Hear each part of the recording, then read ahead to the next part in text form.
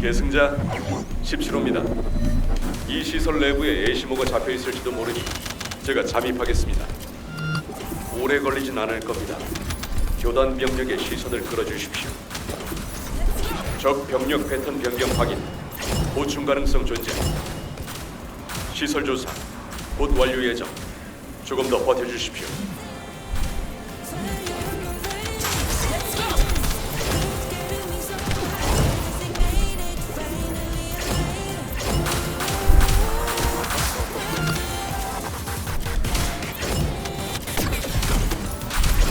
벌거스 우두머리가 나타날 가능성이 큽니다. 조시 즉시 선별바람. 적 목표 개체 측정. 지휘관급 개체는 아닌 것으로 판명. 처치 바랍니다. 내부 수색 결과 애시무의 전투 흔적으로 확인. Yo, what up you guys, Magic IQ here, and today I'm actually bringing you guys two builds for Luna. We've been experimenting all day with her, and I've finally figured out how she buffs and the best way to use her in a group setting, as well as the best mobbing build, at least for right now. It is version 1. I'm enjoying it. It does a decent amount of damage. It's basically like Bunny, but it keeps you like awake. It's less boring, but I will say that obviously Bunny's AoE and her damage is a lot stronger, but this definitely gets the job done. I think it has the potential to be an S tier group-based support player just because of how much damage she can actually buff the entire group to do. With our testing, I was actually getting numbers about like 2.2x the base numbers, so that was the highest we got, was 2.2x. Most consistent was about 2x the damage normally, so crits were doing about 2 times what they normally would. For example, 409k crit with a 211k crit base, 409k crit was the buff, 211k was without the buff.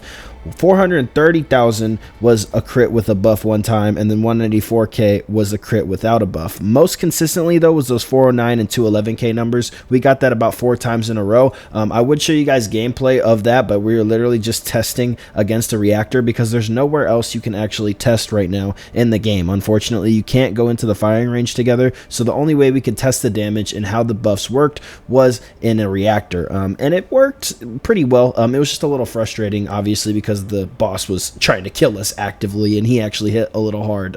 And unfortunately, we don't have any health spec'd into these builds as much as I'd like yet, but we will be getting around to that, and these builds will be a lot healthier, especially the group-based one. It's actually going to be pretty tanky. I'm actually pretty happy with it so far. So make sure you guys go ahead, leave a like, comment, and subscribe, and let's get straight into it. So for the mobbing build, first off, we are using a blue beetle with a blue beetle mounting. Reason for that is the singular skill power. For the circle, I guess you could say, she pulses out, it is singular skill power, and also this gun does have a buff for singular skills. It removes debuffs on you, and it just seems like the best in slot to use there because it actually does something for singular skills. And for the external components, we're also using the Slayer set for the mobbing build only. We are not using this on the group based build. I'll tell you guys why in a second, and I'm also going to explain to you guys how to use this character as well.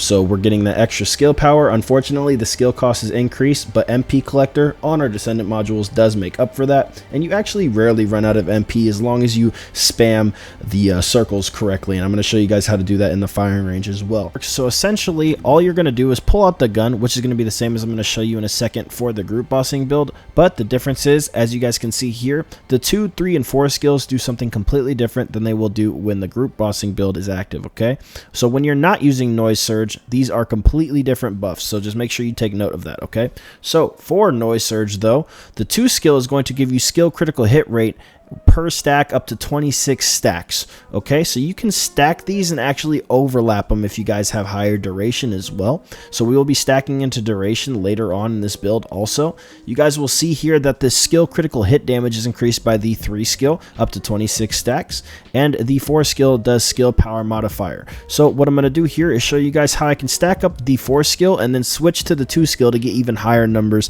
than was possible with just the 4 skill alone. So we're going to pull out the gun here, and we're going to start hitting everything on beat. Boom, boom. The gun also will add up to the stacks, but you want to make sure you actually use the skill, because if you keep using the gun, eventually the stacks will just go away and it will reset you back to the green stacks. I don't know why. I don't know if that's intended, but that's how it works as of right now. So we're at 26 right here, and then we're going to switch to the crit. And we can go back and proc this too, and just keep both of them active as long as possible. Boom, while keeping this up too. Obviously, mana is going to become a problem when we're not clearing ads. And when you do this phase right here, we're going to click the 3 skill as soon as we get out so we don't lose that buff too. This character is extremely complex and requires a lot of focus, so you guys are just going to have to keep these stacks up as much as possible.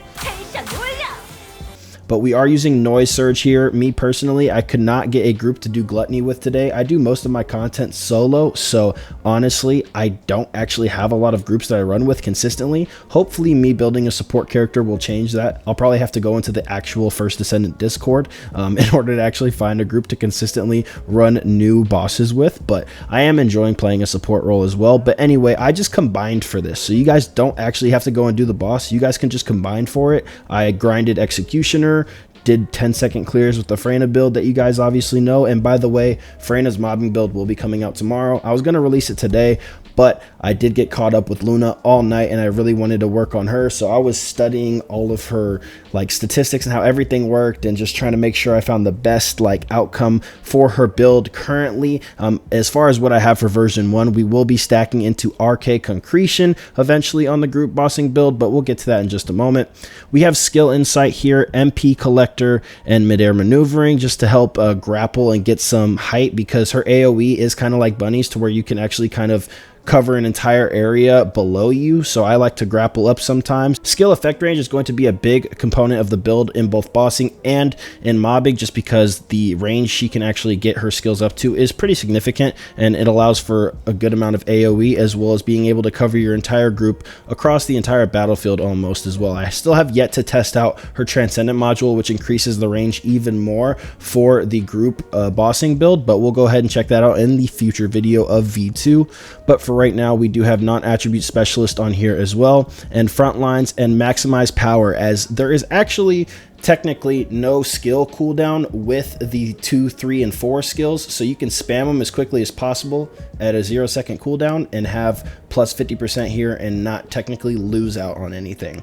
I just run non-attribute specialist because it slipped into this Malachite socket. You guys could technically run max power too, and that would also be worth it because she technically has 0 cooldown and 100% of 0 is still 0, so that's pretty nice, at least for the mobbing build, so you can get a lot of damage out of that. I don't know exactly what I'd put here. I'd probably recommend honestly running a little bit of health and getting her a little healthier, so her damage might not go up much from here. You could probably run concentration to get a little bit more crit out of her, probably get into that 300-400k range, which might be kind of nice. It's going to be rather consistent around that area though. You're not going to see anything like 1 mil unless you use another Luna to buff you, which I want to experiment with in the future, so we'll come back to that in V2 and V3, but for right now, this is what I have for mobbing, and I hope you guys enjoy it as well.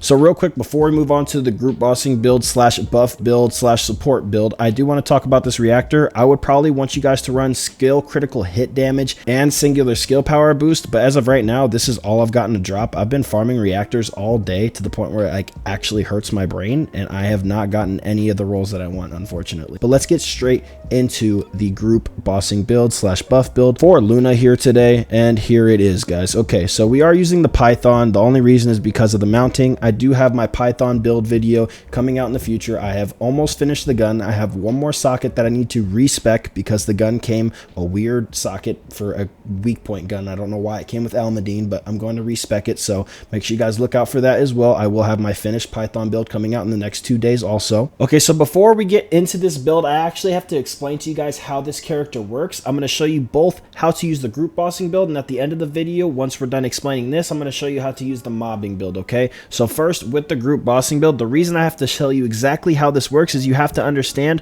why on this reactor we don't actually care if there's any skill power boost ratios whatsoever. So essentially how she works though is there is a gun that you have to pull out, and you will no longer need your regular weapon. You will be listening to this song on repeat to the point where it's bleeding in your brain like mine, because I have memorized the song to the point where I'm pretty sure I could shoot on beat without looking. Like, it's actually pretty bad. Like, I don't even want to talk about it. Like, I just don't want to talk about it. So anyway, explaining how this character works. So what you're going to want to do is you're going to rotate back and forth on beat between these two skills as you're walking up to the boss essentially with your group, right? And then as the boss spawns, what you're going to do is you're going to proc the 4 skill. And what this is going to do is as you shoot on beat, it's going to build up that meter underneath the MP bar. And that meter underneath the MP bar, once it's full, all your skills are going to look overcharged. And once you pop one of those skills, you're going to get the enhanced effect of that skill. So let's go ahead and take a look at what that looks like. All right, so as you guys can see here, we have the gun out. We're going to start building up our boost a little bit as if we were walking up to the boss. Boom, the boss spawns in. We're going to pop this 4 skill. And as we shoot on beat, you guys will see the bar on the bottom start to fill up. Once it gets completely full, at this point, the only skill, in my opinion, that you're going to want to proc, unless you're playing with Lepix, because I think the 3 skill might be good for Lepix, but the 2 skill, if your skills still look like this, is going to be essentially 50% crit damage and 35% crit rate and skill power, which is going to be multiplied by your mana times 3.5. Okay, so that's another reason why we don't stack into any skill power on this build. As you guys are going to take a look at the Descendant modules here, we have 0 skill power. And when you take a look at the 2 skill, you will see that the skill power increase is calculated by max MP times 3.5, and for enhanced, it's max MP times 7.5. So you're not going to want to stack into skill power whatsoever. None of these skills, not the 2, the 3, or the 4, are multiplied by skill power whatsoever. They do not care about skill power, which is the craziest thing for a support character. So you're simply based on MP. That's why eventually I will be replacing this socket for a socket to be able to run Arcade Concretion, which is a new module they added into the game specifically for Luna. It essentially builds MP and defense over time as you continue to proc enhanced and regular skills. Okay, so we'll be looking at that in V2 and V3, but for now, you guys can take a look at this and see everything we've built into MP wise. So we have Enlightenment here for max MP, shield conversion for max MP, and we also have MP accelerant, skill duration, and max MP plus 3.7%. So all of this mana is going to actually increase the damage that other people on your team do when you proc the 2 skill. And on top of that, it also matters how much mana you have in your bar. You only want to proc the 2 skill when you're full mana and keep it full mana in order for your team to do more damage. When we were testing these numbers, the reason it was kind of going everywhere is because I was leveling up while doing it, not smart. Because obviously once you're max level, you have the most amount of mana possible, right? But on top of that, if I was any bit below the max MP, we would get numbers like 394. We've got numbers like 355. We've gotten I got just pages of numbers. But long story short, when you're full MP, the consistent number is 2.1x the base number, okay? In terms of damage for the 2 skill. The 3 skill essentially makes it so that I think Lepic could probably get off another 5 or 6 more shots, and 3 people on your team being able to do that would be pretty strong. And number 4 essentially gives you basically max skill cooldown, like you get instant skill cooldown. So everybody on your team could be glass cannons with, you know, max skill and max power, and essentially you could reset their skill cooldowns. But me personally, I think 2 and 3 are much stronger than 4. 4 is more or less just used for the mobbing build, so you can spam the pulse as fast as possible, and I'm going to show you guys what that looks like here in a second after we explain the rest of the modules on this build. And B, you only want to use this to actually charge up your enhanced bar, okay? That's the only reason I use the 4, is because it charges your enhanced bar the fastest, and it's the best for the mobbing build to spam the pulse. So on top of MP here, what we're going to want to also stack into is skill duration, hence why we have Battle of Stamina here, also to get some HP. We're also going to have skill extension, and the range is very important on this build because you want to try and cover the entire battlefield. Again, just in case you guys are curious, this is not a final product build. I like to build in progress with my channel and everybody in the community. We actually enjoy building this way together because it helps us to learn along the way. So you guys don't go ahead and take a look at a fully spec'd out build and then I decide to change it later on and you already spec'd into all the sockets. So the difference here is we build together. You guys can stay connected in the Discord and Twitch and build along with me as well. So I'm always building these builds live on stream and working on them. I'm actually recording this live right now, doing this 24-hour live stream that we've been doing. We're at 23 hours, so if I repeat things, I apologize, okay? Now, going back to this reactor, we're using a Python mounting, but again, our gun doesn't really matter, especially for this one. You could use the Blue Beetle if you guys want to, because it is singular, and you're going to be proccing your singular skills, but this is the reactor I had that worked for this week, so I haven't been able to get another one, as mentioned before, that had skill cost reduced. But me personally, if you guys could get skill cooldown and skill duration up on this reactor, that would probably be best in slot, in my personal opinion, for the way this build is set up, because you can get your 2, 3, and 4 back way faster with the skill cooldown, and you can also obviously keep them up longer with skill duration.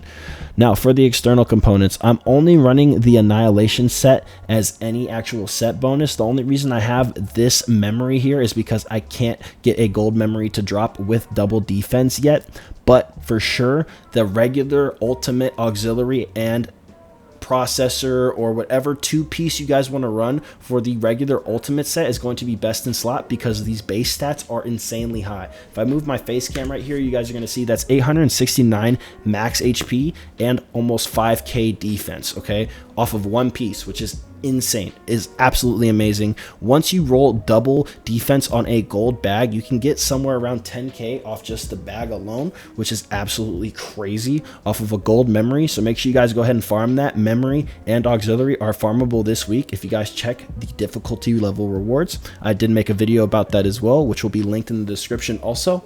And we have the Annihilation processor to finish off the 2-piece for extra skill duration, because that is the only set bonus that's actually going to give this build a buff. Okay, so every other set bonus is not usable in my personal opinion. I only use the 2-piece Annihilation, and I also will be using 2 base ultimate for the better base rolls. These are all of our statistics currently on the build. Obviously, these aren't going to matter as much when it comes to skill rate and skill critical hit damage, but we do have 577.1 max MP.